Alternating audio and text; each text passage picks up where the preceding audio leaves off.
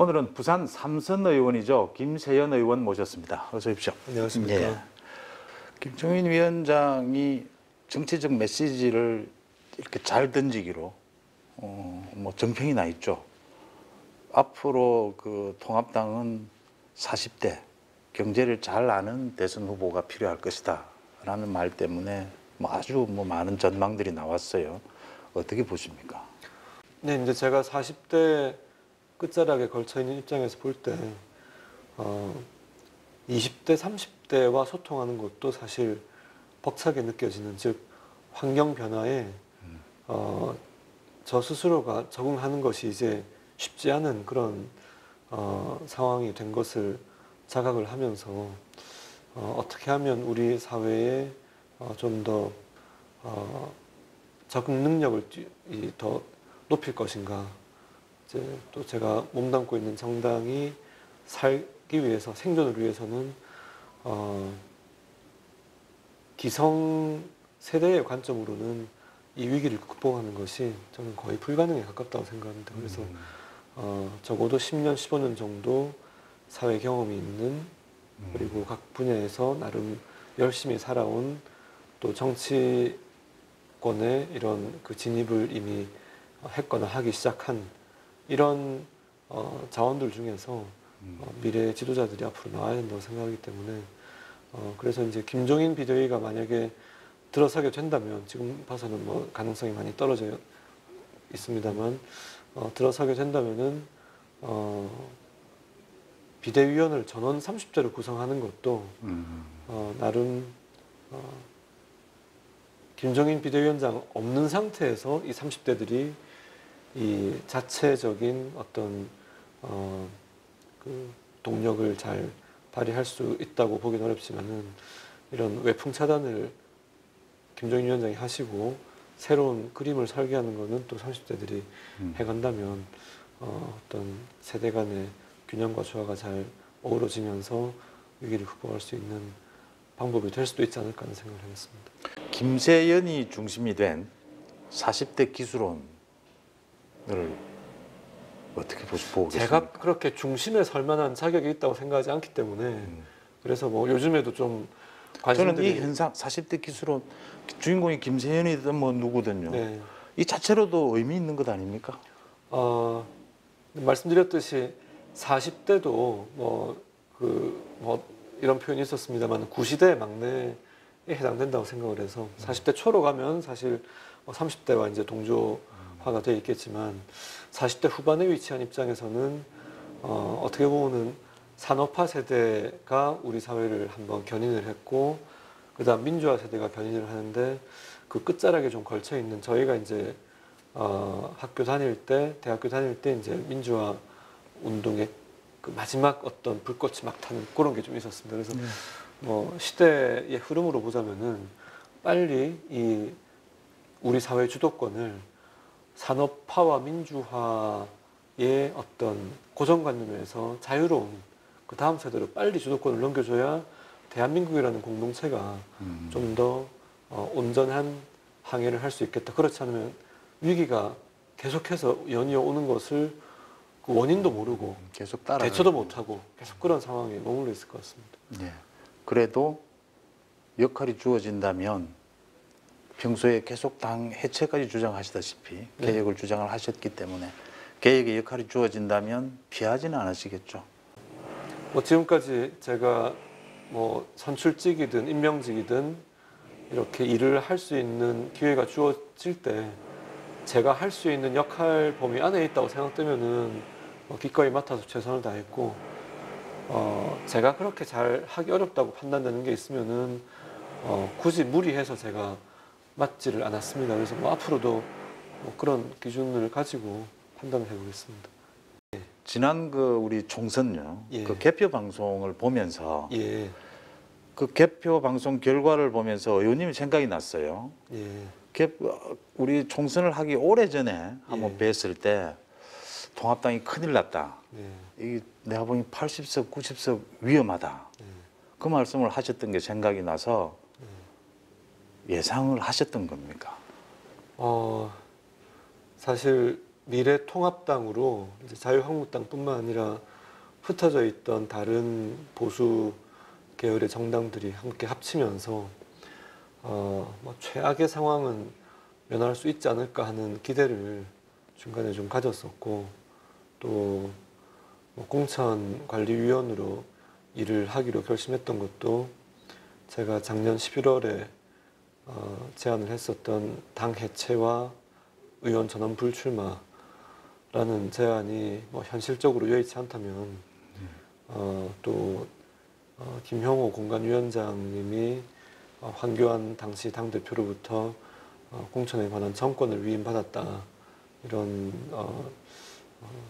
말씀을 제가 들었었기 때문에 좀 이번에는 다르게 해볼 수 있겠다 이런 희망을 가지고 차선책으로 그렇게 했습니다만 결과적으로 이렇게 역대급 참패 아무리 의석수가 줄었어도 120석 밑으로 떨어진 적은 최근 역사에 없었습니다만 예. 아마 그 앞으로 거슬러 가도 잘 없었을 것 같습니다만은 이번에 개헌 저지밖에 하지 못하는 의석으로 참패를 하게 된데 저도 책임이 무겁게 느껴지고 합니다만 아무튼 당초보다는 조금 더 기대를 했습니다만 공천 과정에서 중반 이후로 가면서 뭐 계속 외풍이 들어오고 또 여러 노력을 했습니다만 결과적으로 뭐 저도 책임이 많이 있고 참 드릴 말씀이 없습니다. 저도 김형호, 김세연 라인이라고 해도 됩니까? 이번 공천에서 말이죠.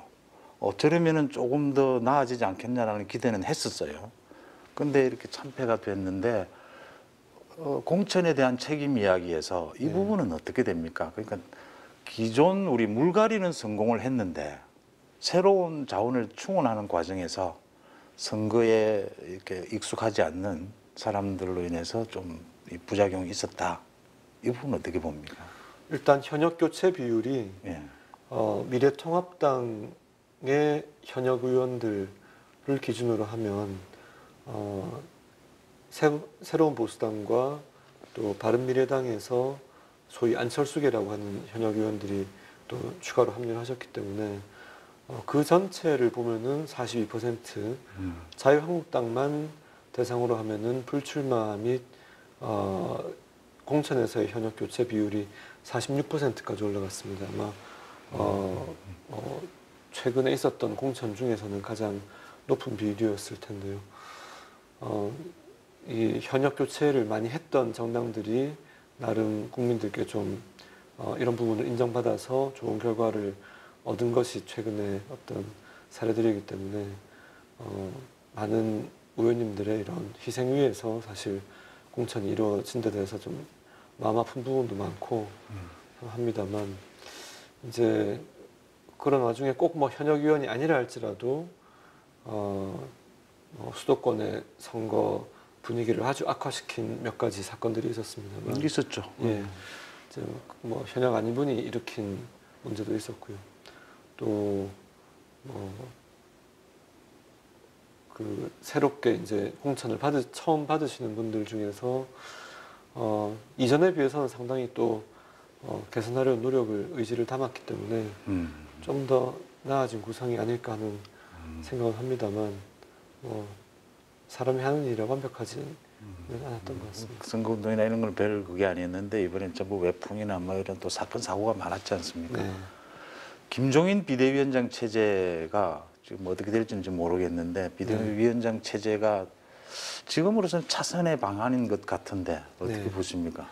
네, 뭐 지금도 저는 다음 대통령 선거 승리를 위해서는 당을 해체하고 백지에서 새로 재구성하지 않으면 그래서 보수 계열 정당의 척통을 잇는 새롭게 그려지는 정당에서 일을 해야 대선을 도모해 볼 수 있다고 보고 지금의 구성과 체질로는 사실 쉽지 않다고 생각이 됩니다. 그래서 작년 11월과 그 진단은 같습니다만 현실적으로 당 해체를 전당대회에서 의결하는 것이 가능성이 높지 않다면 그나마 지금 총선 참패 이후에는 김종인 비대위 체제가 비대위로 갈 수밖에 없다면 그 중에서는 가장 나은 아니라고 생각을 합니다. 부산에서 오랫동안 10년 넘게 정치를 하셨고요. 네. 또 이번에는 불출마를 하셨지만 뭐 오랫동안 국회에서 개혁의 아이콘으로 불렸습니다. 이젠 좀 큰 판에서 말씀하시는 개혁을 직접 좀 책임지고 해봐야겠다 이런 생각도 하실 때가 되지 않았습니까? 뭐 제가 이렇게 앞장서서 역할을 맡는 거에 별로 잘 이렇게 맡는다는 생각을 해보지 않았기 때문에 이제 제가 주로 국회에 있을 때도 했던 일들이 뭐 일부 사안의 경우에 누구도 뭐 앞에 나서지 않으려고 하는, 예를 들어서 국회 선진화법 논쟁이 있었을 때 그 소위 동물국회, 폭력국회로부터 이제 벗어나는 그런 단초가 된 국회 선진화법 개정 시도가 있었을 때 맞서는 거라든지, 또는 경제민주화 실천 모임에서 이 보수정당에서 재벌개혁 방안을 만들어내는 것이 사실 그때는 뭐 총선 대선에 아주 그 긴박한 싸움이 있었기 때문에 이제 동력을 얻을 수 있었지만은 평상시에는 사실 그 아젠다를 꺼내는 것이 쉽지는 않습니다. 그래서 그런 문제는 제가 뭐 총대를 메고 제한적으로 앞에 나선 경우가 있었습니다만, 다른 좀 더 보편적이고 일반적인 일들은 좀 저는 옆에서 돕거나 뒤에서 돕는 그런 역할이 더 맞다고 생각을 하기 때문에 그런 방향으로 생각을 해보고 있습니다. 예를 들면은 시민정치 교육이 좀 더 활성화되고 광범위하게 이루어져서 지금은 사실 각 분야에서 어느 정도 성공을 했다고 평가받는 분들이 공천 때 되어서 어느 줄을 잡고 낙하산으로 들어오는 이런 식으로 정치권 진입이 되다 보니까 내가 지향하는 정치 철학이 무엇인지, 또 우리 공동체 미래가 어떤 방향으로 가야 할 것인지, 이런 부분에 대해서 고민보다는 어떤 단기적인, 또 자기 어떤 이해관계에 좀 더 얽매이는 이런 현상들이 많이 있었다면 좀 더 장기적이고 근본적인 공동체에 대한 어떤 봉사 개념에서 정치를 바라볼 수 있는 분들이 좀 더 정치권 진입을 쉽게 할 수 있도록 하는 그런 통로를 만드는 역할을 해봤으면 하고 있습니다. 그 의원님에 대해서 이렇게 지적이고 또 깔끔하고 세련되고 이 좋은 말도 많고 또 뭐 이렇게 안 좋은 말들도 있었어요. 근데 안 좋은 말들 중에서 제가 그래도 들어볼 만한 말이다라고 생각하는 건 지적이긴 한데 따뜻한 가슴을 보기에는 조금 아쉽다. 이런 부분 이야기는 한번 들어볼 만하지 않느냐 이런 생각인데 어떻게 생각하십니까? 예,